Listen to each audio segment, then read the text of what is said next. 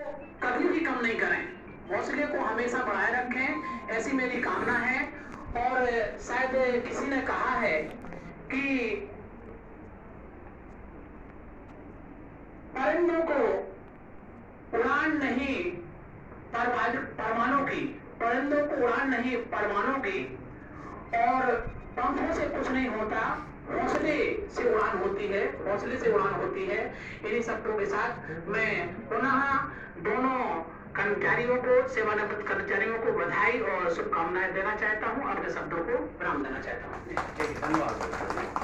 अभी हमारे बीच में कुछ साथी आए हुए हैं जो संभवतः हमारे और इनका साथियों का माल्यार्पण या कुछ स्वागत वगैरह भी आए क्या करना चाहें, जो भी आप पुष्प जो भी देना चाहें तो वहाँ उनका स्वागत करने का कष्ट करें।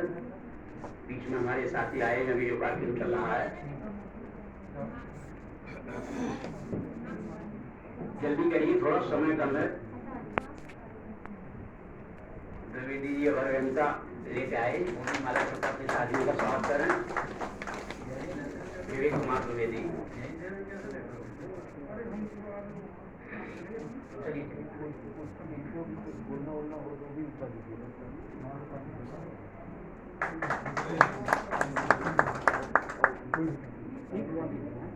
अभी मंच पे आएगा,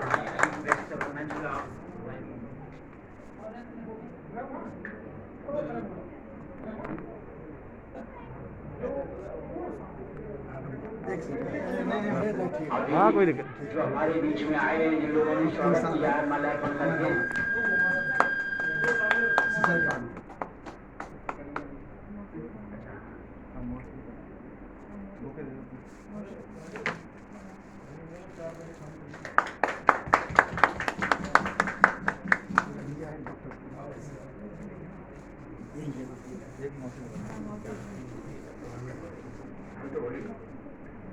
अभी जो आप लोगों ने स्वागत किया है, आप लोग अगर बोलना चाहें तो दो शब्द संबोधन के रूप में कोई भी व्यक्ति अपना संबोधन दे सकता है। कोई बोलना चाहेगा, आगे बढ़े। आप लोग कुछ बोलना चाहेंगे? हाँ, ये माइक ले लीजिए, दो शब्द जो भी संबोधन देना चाहे अपना। आवाज आ रही है? हाँ, आ रही है। इस कक्ष में मौजूद सभी अधिकारीगण, कर्मचारीगण, परिवार के सदस्यों, जैसा कि विदित है कि आज हम मौसा जी के सम्मान समारोह के लिए यहाँ पे उपस्थित हुए हैं सभी।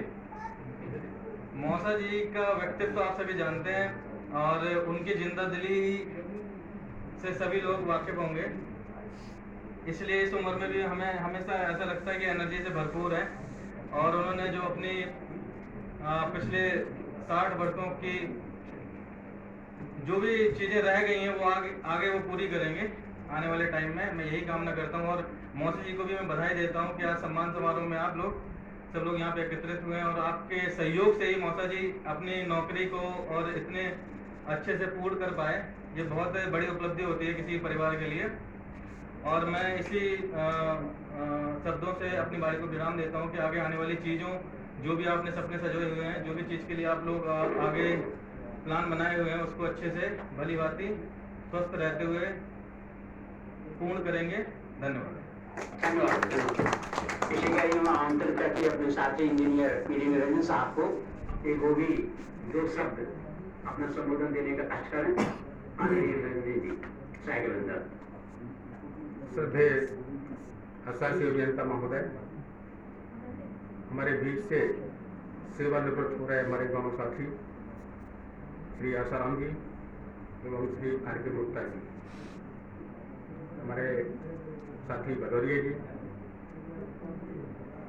DA साहब, समस्त हमारे साथी अभियंतागण, कार्यालय स्टाफ, ठेकेदार बंधु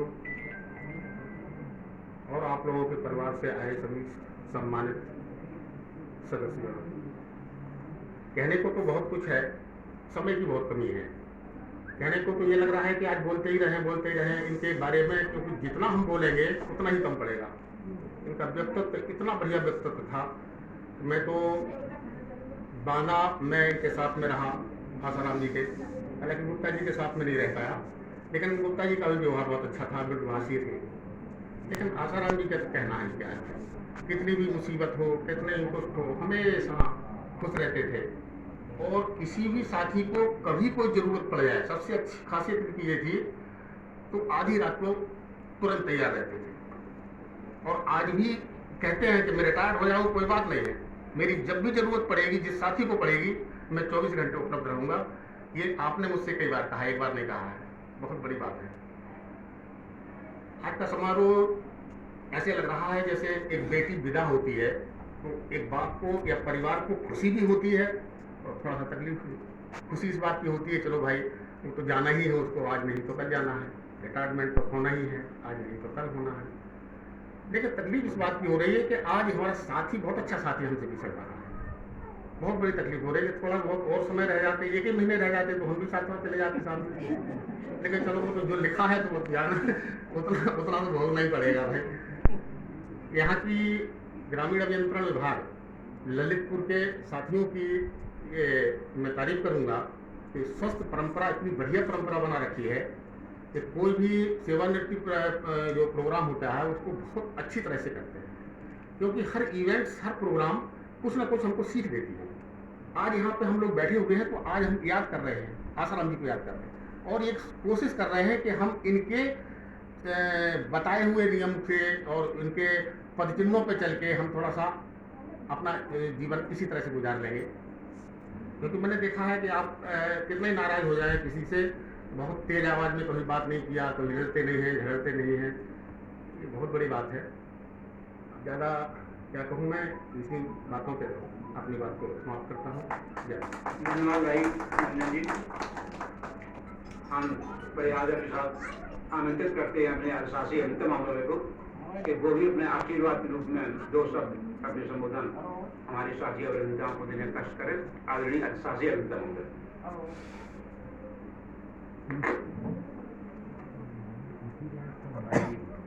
आसाराम जी, रमेश कुमार जी,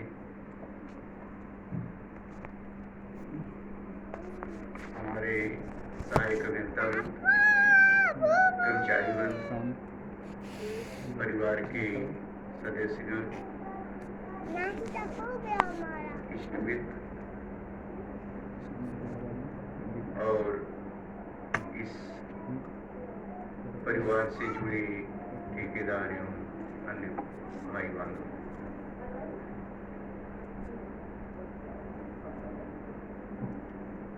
इंसान एक सामाजिक प्राणी है और जीवन यापन के लिए हम लोग विभिन्न क्षेत्रों को चुनते हैं। कोई खेती बाड़ी करता है, कोई उद्योग धंधे करता है, कोई नौकरी करता है, कोई प्राइवेट नौकरी करता है, कोई सरकारी। हमारी परंपराएं हैं, हम लोग एक नियमों से बंधे हुए हैं कि 60 वर्ष अपनी आयु पूरी करने के बाद, अब इसमें 60 है, किसी में 62 है, मिलिट्री में और भी कम है, और उसके बाद इस कार्य से मुक्त होके पहले तो आदमी की आयु औसत वो थी, अब तो 90, 100 इतना चल रहा है। तो एक प्लानिंग के साथ हम लोग इस कार्यों में जुड़े रहते हैं, लेकिन ये सही है कि व्यक्तिगत अपने कामों के लिए और समाज से जुड़ने के लिए समय कम मिल पाता है। हमारे यहाँ इंजीनियरिंग विभाग में ये जो चल रहा है, इसकी रीढ़ हमारे अवर अभियंता, ये सभी लोग मानते हैं, बात मानते हैं। और हमारे ये दोनों, हमको तो बहुत कम समय यहाँ आप लोगों के बीच 5-6 महीने रहा, लेकिन आप लोग बेहद कर्तव्यनिष्ठ और हर परिस्थितियों में धैर्य बनाए रखकर जो शानदार आपने सेवा की है इस विभाग की, और ये संवर्ग ही बहुत हर इंजीनियरिंग विभागों के लिए एक मानक माना जाता है कि आरएस तो इन्हीं के बदौलत चल रहा है, इस टीम के बदौलत यही संवर्ग। स्वाभाविक है कि उस संवर्ग में से किसी का जाना, कम होना एक वो होता है, लेकिन ये तो जिंदगी है। आपने शानदार यहाँ काम किया, इसके बाद अपना जो समय मिलेगा, आदमी कुछ सोचता है, किसी को पढ़ने लिखने की शौक होती है, किसी को और शौक होती है, किसी को सामाजिक कार्यों की शौक होती है, किसी को संगीत की शौक होती है। तो शेष जिंदगी जो है आप अपने अनुसार आपको जीने का मौका मिलेगा। आप अपने अनुसार इस चीज से निश्चिंत होकर अपने ढंग से कुछ सकारात्मक काम करेंगे। और आपने जो ये शानदार सेवा की है, और हमारा तो ऐसा हो कि जब से मैं ज्वाइन किया हूँ यहाँ से लेकर झांसी तक, हर महीने किसी कोई न कोई साथ छोड़ता जा रहा है। तो सही कह रहे हैं वो निरंजन जी, यही साहब सही कह रहे थे कि वो अब लगा रहता है कि अब ये हर महीने गिन लेते हैं कि अच्छा अगले महीने, उसके बाद अच्छा अगले महीने, तो फिर अगले महीने, तो ऐसे ऐसे सही है कि अगली बार उनका आएगा, उसके बाद एफसी साहब को विदा करेंगे, उसके बाद स्वयं विदा होना है। तो एक प्रक्रिया है, ये एक वो है। लेकिन ये संवर्ग शानदार है, स्वाभाविक है, जो घराना शानदार होगा उस सदस्यों के कारण ही बनता है। इसलिए हम इन अपने दोनों जेई साहबान का हार्दिक आभार व्यक्त करते हैं विभाग की तरफ से, और आश्वस्त करते हैं कि जो भी औपचारिकताएं होंगी वो सब, और जो भी आपके क्लेम होंगे, जो भी और चीजें हैं, वो बात भी हुई कुछ जल्दी से जल्दी हम, और आपके पास भी थोड़ा समय रहेगा, और हम ये समझ रहे हैं कि आपको 10-15 दिन में वो सारी चीजें जो भी स्तर की हैं वो सब अच्छे ढंग से वो होंगी, ताकि आपको अब यहाँ एक आवे तो एक शानदार ढंग से आपने जो इतनी शानदार सेवा की है उसके प्रतिफल के लिए और उसके लिए, और आश्वस्त करते हैं कि हम लोग कि आपका ये अपना विभाग है, आपने इस विभाग को अपना योगदान दिया है, उसी शानदार ढंग से, उसी गरिमा के साथ हम आपका हमेशा स्वागत करेंगे। और ये विभाग है, जब तक ये विभाग है, आपकी कोई जरूरत हो, कोई चीज हो, आप परिवार के सदस्य हैं, परिवार के लिए कोई जरूरत है, ये जो भी हमारे लोग रहेंगे, आपको हर क्षण हमेशा आप पूरा सहयोग करेंगे।